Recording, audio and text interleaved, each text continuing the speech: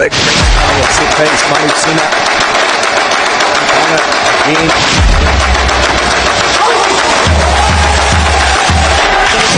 To Brighton. Brighton's got time to try and win it for Samoa. Stephen Brighton is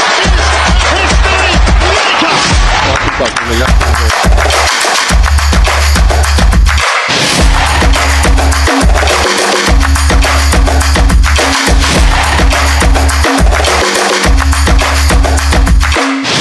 O folofo mfanta lofantu ile nei afiafi ile amutanga fo yo ngaluenga sa fita itunga yele antino aya lo maya le tanto por kalame o le tulamut anonga le tanto por kalame ile afiafi nei o le afapena ona esilafia mai mo mai ai I ungo ta longa sa msi atuai le tanto o manu sa mo se lima el ngata fo ile nisio ta amirsanga sa taula mo ai nisio kalapu la kapi manisio asosi ai le ngata fo ile por kalame sa fanta utai mo fana uma onga o le tanto por kalame le nei le tulau ta longa mo le nei vai fante ia le National Rugby League le la kapiliki ina ua faala wiloa le susunga ia Rancho Duvaso Shek lona filifili ai le o Samoa ta aloa I le si po le lalolangi o le ta alonga le la kapiliki le lua filu se futmani ono o le nei alo Samoa na mua ta alo le la kapiuni man so o le ta alo le la kapiliki na fa ai loa le susunga ia Shek lona mimita e tau aveina le tanga vai o Samoa ile nei ta alonga ma na fa alo alongia le faia onga ulu o le awa kiwi mai New Zealand le nei fai unga wo fai Shek e ta aloa I mo Samoa.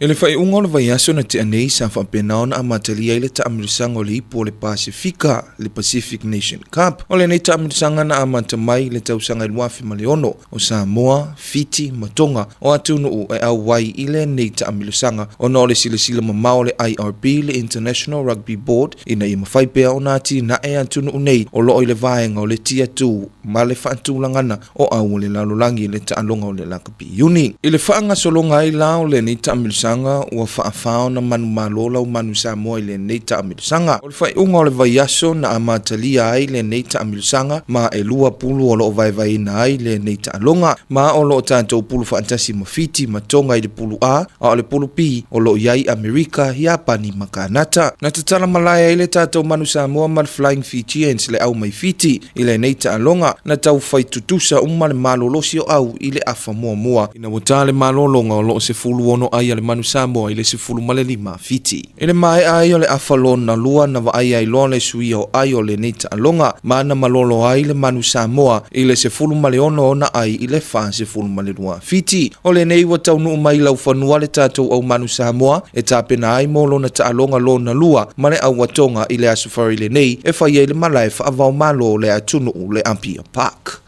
Ile aso tofia la vaiaso na te aneina a matalia ile ta amilisanga o le taito fitu o le feedback mata niu whianga I maleanta Sampa Pali Sevens. O le nei ta amilisanga ua tolu tausanga talua na whaavai mai. Ma ua telefo o iona filifilia mai ai nisi o alo le atunu e tau aveina le fu au Samoa ile ta alonga o le lakapi. O le nei ta amilisanga e tolu vaenga na vai nai. Ile vaenga mua o lo iai kalapu SS mai le atunu. Ma e whaapulu o lo iai tutonu. Ma e se fulu maleono au sa mawhai ona resitalaina au wale nei vaenga. O le vaenga lona lua o le taamilisanga mo auali I lalo se fulu valu tausanga le matutua e lua pulu o loo vai nai ma e valu au sa mawhai ona resitala I le nei vaenga fatasi ai ma le taamilisanga mo te maitai e lalo se fulu valu tausanga le matutua wana o le wha au sa mawhai ona resitala mai iai e le whai unga lao le nei taamilisanga ua toe sola ai ma le au le Coconut Production Tamauli le siamu pini o le nei taamilisanga tūlua I le lau mua o tū mua whenga e tū tolu le Auckland United I le tālonga moli e lalo se fulu valu tausanga le matutua wa avea ile Coconut Production Tamauli under 18 masiamu pini tūlua le Eva White Lions e tū tolu le Kolisio tua sivi I tālonga tamaita I lalo se fulu valu tausanga le matutua Kolisio I tua tane le tūlanga mua anga lua le Kolisio Palauri Sisifo tūlanga tolu le Kolisio tua sivi e tāua le vaveo na tapena ma amata tapu ele o langa ta alo le tamaititi le taimi le nei o le sila le nao le kalapo le no idea e ala ile lantou pol kalame o lo whaanga solo nei mo whanau onga. O le nei Paul Kalame o le tau mawhai lea e o oina whanau ma ia mawhai o na malama e le tūlanga o le taalonga la kapi e le ngatai fo ilea o tūla fono o le whaafoina o le taalonga. Ma o le nei Paul Kalame e amata mai le asunga fua, aso lulu, aso wharaile, mai le lua i le au auli se ia o le se fulmalini maminu te ili tūla e tolu. I mali si muli vai. O le taimi lea e whai aia o onga nei mo whanau mai lava i le ono tausanga i le se fulu wha tausanga. Ma e te tala le avanua mo so se tasi o alo ma whanau o Samoa e awa i le nei Paul Kalame ta ua. Na asia le tātou Paul Kalame le i tūlau o taalonga, mali si muli vai le no fuanga o lo whaatino ai le nei wha moe. Ma na maua i le avanua e whaantalantala no ai nai le sui o le kalapulaka pi le no idea.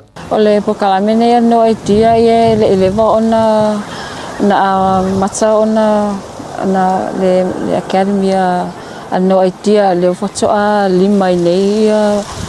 vai yaso talu ona a matalia le Paul Kalame le mo alo whanau o se tato watunu. Ia e tau sanga o laua uma ona vai ai mai le vaenga leo le under 10 ma le under 12 ia le under 14 ia ma le vaenga matua le ia lau te mai ta ia o le sulfa tau sanga na ilunga le tolu sul lima tau sanga tala leva no sources te mai ta i matua ia ali ia wal pe mak Paul Kalame le ia ma ali le Paul Kalame le ia whanau ele na o malisi o sources lava le wai mai le matua Paul Kalame te le waso. Pei ona ta uele te mai tai o se i fono o le sui o le kalapu laka pi o le no idea o le Paul Kalame mo whanau la iti o loo whaanga solo o le tau mawhai lava ina ia una ia le taalonga o le laka pi a wao le wha moe le nei o le Paul Kalame ia mawhai o na whaatino pe tino mai foi le to mai leana o oina i le whanau mai lava i le amatanga o le Paul Kalame le nei e ia i le fuafuanga le kalapu e whaia taalonga ia mawhai o na tino mai ai ia le to mai male sila fia o whanau leana o oina ma o taalonga nei o loo lato whaipa ngai manisi o kalapulaka pi pe ona ta ua ele sui o le no idea. Ia o le time nei ia o lo vai pe ia le mato kalapu i se tau unga wa o le time nei o le whanga solo pe ia le Paul Kalame ele ngata e wha wau pe wa o le alu pe le Paul Kalame ia wa foi le tina ina o taleni alu whanau o lo fia awai mai ile Paul Kalame no idea le lo fa nga solo ma ko academy il tele waso o le sini lava male fa moe ia o le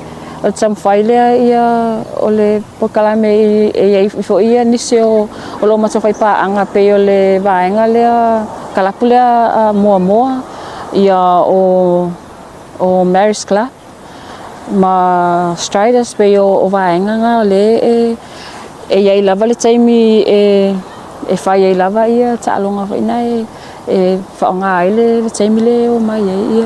ia tamaiti ele se tournament ai pe ngale o mai ai ngale ngal fatsa alo ia na fa fitai ai fo ia le no idea le lango matua ile una ia mai ai o alo mafanau ile lato Paul Kalame o lo fanga solo nei ia e mole atule fatai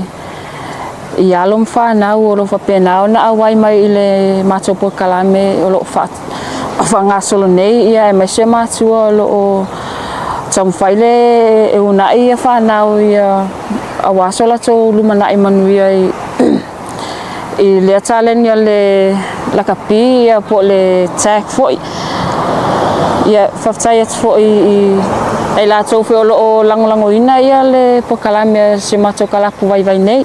O le laka pipa ia le isi le nei o taalonga Samoa mai e pini o le atunu i taalonga o le Pasifika. Le ana mai atunei le ana talimalo ai le atunu o Solomona. O le maualunga le naama le tau mawhainga i at whaatu mawina pea le fia ai o alo mawhanau o Samoa i le nei whaanga tama. O le sila mamao le nao le kalapu o le meitaki pei o na whaatau nui na i le lantau taamilisanga. Touch the Sky Tournament i le asitau na i luas fumalwha o kuso. Na maua le whailo inga le tantou Paul Kalame mal susunga le presidente o le meitaki. Mana ia saunoa ai i le aunga ma le whaamoemoe o le taamilisanga. Whaapea fo i leo whainga au ma le vaevaenga sai ai pei o na whaatau taia i le whai unga o le vai aso o tuana i atu. Ia mua na bona, kaptai au unga o ka beona, a waimere ni aso. Saya memang boleh Gusta yang meja tu saya ada cuma saya pun tak masuk kalau dulu aku sekolah ya masa ni ayo lah susi pada sama ya ada susi lah baik-baik ya sama-sama kalau pasal saya malam-malam sih dia faz itu ya malah tu ni Puisinga mana ya celo ole atina ino talonga le wei Samoa ya le la wa elevate lo ilunga mtamo fai situ langa fo we fai se ma to ya tamil sanga ole no ta ingal kalapu ina ia fa tuma pele fia mal no ta mai tipa il talonga ona ol tamine wa fai asitelo talonga e wa faiona ma we tono Samoa ai ole pe yo sila fia ta tuatunu ia ole kako SPG le sa final tau sanga lo mai atune e tolu pini au lo Samoa mai talonga la vale pa le sa wa tol tatu au fili so le la wam nan tule le ma to kala pu ya mana ya ai fai pe ma una ile fia ta mai talong awa de le alwa iluma ele fa pe na o ta mai tia wo ye tamine ai mo na fa na fo you fa ya e fia la lo te vai atu sful lua ya au ya sa fa pe le sala mai mata mi sanga nei ia ol nei foi sful lua o lo fili mai lava I la to lava community ele na au ta kalaku ai ole matok tamno sanga o lo run for social grade so o la sa ele no ta inga foina le ka ape kua ia suyo kalaku o au taitasi e fai mai lava ya mai lava la to ia au fo so e fia lava vai to fo yo lo ina nei sui tameti laiti pe yo au ia sa mato vai ane fa wa wina tato talonga wa foi le lo mo Samoa ia mo le si foi tato PG ia mal tato World Cup all tamil sanga lesson it's a one day tournament ole tasia le aso fa tato ia pool games ia quarter final semi final ia ma wa foi la ia le champion le tau sanga a fai ai alu fa tu mau pele successful le mato tamil sanga ia la atum fa wa wina tau sanga fo tau tino tu male anga fia o tele lava na sui fo ia fa pe na wai mele so pe yo no ta inga le sama na ol mato kala pe fa se mato ia one day po se mato foi tamil sanga ina ia ma fai ona au sia tu pe fa la wai tele tu al mala ango o tato tu pulanga ia malum fa na fo sambo ina ia fia mele pipa awai ka ulola ka pipa I pe ka fa ale o mai le tu pa vai but fia failo at o pa ia tu mal fia lo e fa na la iti o falling a fo o teini matama ia ona fai alo vai uma tu fo ia ni si fo ia sui o fa tau telta le talonga vai temile au lo ia fo ita to fa na o lo fa pe ona fa bo winal tato talonga ia mo lis fo pini au lo sa mo le si fo ita to World Cup mal tato SPG ol mato tamil sanga sa take lava le social grade for the mixed team ina ia mafai ona ta alo fa tasi ia li mata mai ta sa vai la ia au ni is full lo I pool se tolu le ile pool A pool B mal pool C ia si life for ile mato Facebook page mal mato Instagram page ia olo upload mato lava results makako game time schedule sa fa piona fatau tail ta alonga le so na ta ua le susunga le presidente le au fainga o le restala sa fai le committee ina ia mawhai ona whaaulu mai ai au ai le ngata I fo I lea o whaailonga o loo tāpena e ala tau lango sua o le taimi sa tu fatasi ele mato tamil sanga ia sa fa pe ona malia lau mal committee fa aulu mai tatu au ia tol se lau ile le stala ia le la sa fa pe ona fa o mamai awa for generating o tatu whailonga ia we want to not only for them to participate but we also want to give back ina ia tele foi se saul mato kala to e reward a kwela to no ta ingal ta longa ia le la fa pe ona ia mato fa ilonga tupe ia manai consolation prizes ia all made it all possible from our sponsors this year ia avele nei time mole to ile ngangol fa taya e tato sponsors ia matato fa inga pa anga ia lo ia nei le taula Central Bank ia ole Transcend Samoa ia ole Coffee House Seafood Gourmet Tanua Samoa Bluebird Construction fai lava si telo mato sponsors a fa peona mato sa idea wa so soani mai fa tau tail mato tamil sanga ai le ngata foi ole si mea sa fa peona mato fia ai le ne tamil sanga Fia foi failo atu. Sai ai se au sa faulu mai o le au faingaluenga. Le Legislative Assembly. Ia e mana ia foi le vai atu au mai au faingaluenga. Ia e le fa pe foi na o kalapu. Ia e mafai foi ona tia e mai lava to o faingaluenga o mai e run se to team wa foi mata tamisa. Tamilisanga e se mai isi tamilisanga tele na whai e tausanga te itasi pe ona iei tamilisanga le malisi ma le tamilisanga e whai e le sosio le lakapipai. I le saunoanga le presidene na ia ta uai o lo ta onto le miti ma naunau ta inga le kalapu ia mawhai o na o atu isa la whai le tamilisanga ai le ngata fo ilea o le sila ia whapena o na lua aso e whaantau tai aile nei wha moe moe i le tausanga o iluma nai a wao le nei wa mata mea le nei tausanga o le wa matau iai le kalapu o se tūlanga winga ese ua tūlai mai iai le wha moe moe o le asitona o tona iatu. Ia o le taimi nei o le mato tamilisanga le whaitausanga nei o le whape e se fofuanga fo ina le e whape e alu to e maua mato whainga paanga le sa whape anu saswani mai. Ia male nau lava o tatou au ia sa whape anu whaulu mai. Ia mpai whaitoi whaau tausanga fo. Awa sa le taimi sa tu whatasia ai le nei tamilisanga. Sa tu ava no sfulua lava vanua sa tu. O no ta inga ia uma leile le aso ato ia olo mafai no fatau taia ai fai si tele nai au sa fa pe ona le mafai ona fa ono le fo ile taimi but which means ole maute lo ai mato ia a fa pe alu lua so tamil sanga luma na ai mafai la na tele ni au fa au mai ol taimi nei le matamil sanga ile yesi au sa va ai a fai ia lua ai to fai tau sang fon matamil sanga ia ole atsala lo tola no mo sa va ale na fo ole ol kala pal meita ke fai se tuna men mo sa va ia wal taimi nei I tonu lava sa mo I kala pu lava ia pa ele o yesi au sa va I kala pu uma lava au pa sa mo ai mana ia fesili e fa au so la ngona fo ia mato mama natu pe ai ave se situna mete fai sa va ina ia mafai ona ulu mai ia nai fa ulu mai se au sa va ia wa fo ile mo tele se la fai na ta wo fo ye se tasio tamtaalo le fianga wo ia te ia ona o le tamilisanga o le nei wa fai le meitaki wa fai loa ai lo na taleni mana ia sa no fo on lo ta on tolo na miti o le fia ave ma ave fu o le atunu I ta alonga fa va malo I le ta alonga la vale nei o le laka pipai Alawa tuloa fa mulmuli o maru na tia tato quarter final mulmuli ile vale we don't care Team Cassin, and Kamaiki ole boys. The tournament for you. Please make your way to the field from Mulmole. Kamaiki ole boys. Langona mai. Patino ina ni so usol. Fangata mo ya tonu ro manuia umaya talonga wo pavai ya sa fa pion mato tau sinio ai ya. Ton lavan manatu ya ole winga lava ile tua ye. Fa fo yo no. Malo le Kamaiki ya lemon drops. Lama fa I phone nei. Fangata pol nei tournament ya uma ya tamu mitaki ya lunga le Facebook page le mitaki le Instagram tama nei tu lavale mato suenga le quarter final ya le mato sa fanga lunga le sailinga le semi final ya mate tama fai lavai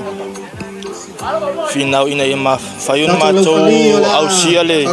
sailinga le sanpino le Ole ko tu ya le famu moinga ni talonga ya. Ole inga lava ole. Faftai soma to fa fine fa peona. Mato tasima fatanu ina niso. Ngaluenga ya matalonga fa peon mato. Tom fa ni yasu ya. Faftai lava le ali ole malos yo ola ya. Kuina leo tamra fa foi niso. Fa ngata mo fa peon mato. Tom fa ni tu la yasu. Yole nang ta inga lawan na fa peona jam fai ai talu nei ta le nei tamilisanga ya ave foi ya ma ave fole la tuno sambo ina fai ona tau tu ina le la tuno ma fai ona ma tau fai ona ave ya uma disho. That's our time, Ruth. Tamtaalo Amatalia tato quarter final muli Mali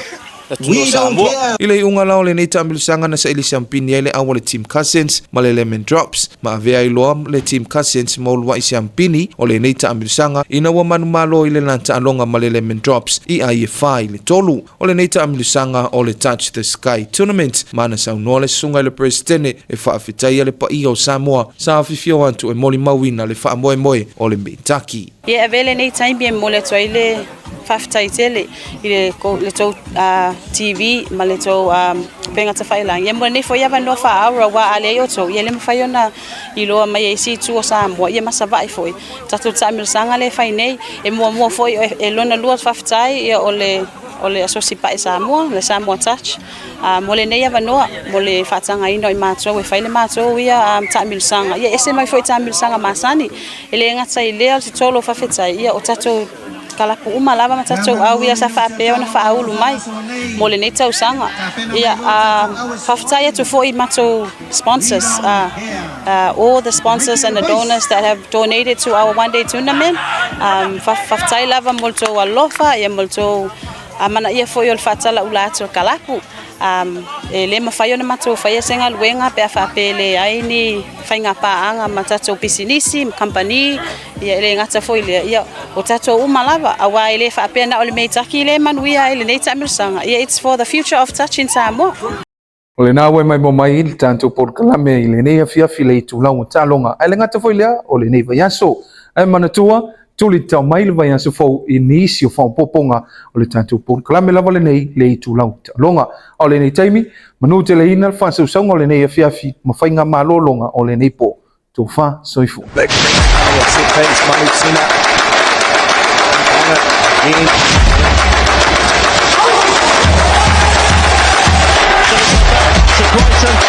got time to try and win it for Samoa. Stephen Brighton is a history maker.